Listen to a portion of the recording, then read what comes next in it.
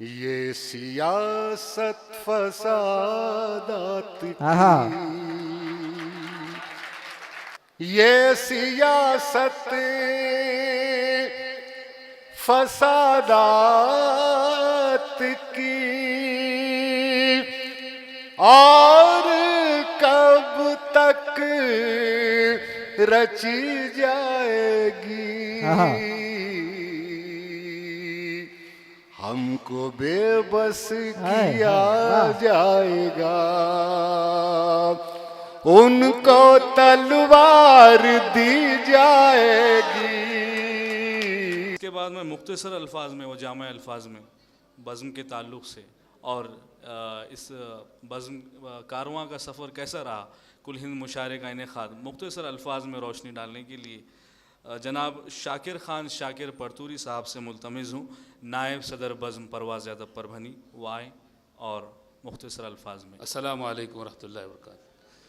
हज़रात, मैं समझता हूँ कि तमाम बातों का इजाला हो चुका है ज़ुबैर गौहर साहब की इस तकरीर में, और अग़राज़ व मक़ासिद भी आपके सामने आ चुके हैं। बहरहाल बहैसियत नायब सदर बज़्म के हुक्म हुआ है तो चंद अल्फाज आपके गोशे गुज़ार करता हूँ।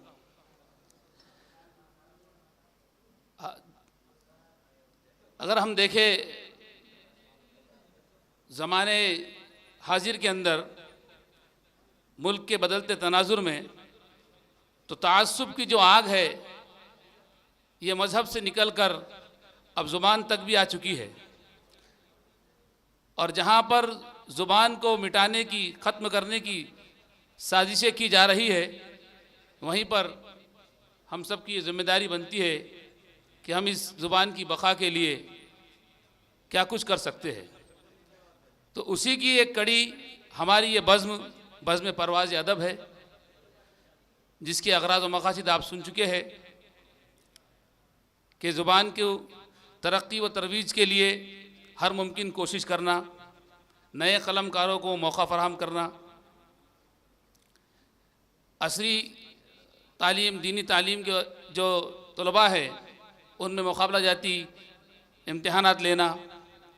बहरहाल अल-मुख्तसर ये कि ज़ुबान की तरक्की व तरवीज के लिए इस बज़्म से हर मुमकिन कोशिश करना, और मैं अपनी बात इस उम्मीद के साथ ख़त्म करता हूँ कि आप तमाम मुहिब्बे उर्दू इस बज़्म का भरपूर ताउन करेंगे जिस तरह भी हो, और हमारी हौसला अफजाई करेंगे। बहुत शुक्रिया। अस्सलाम वालेकुम।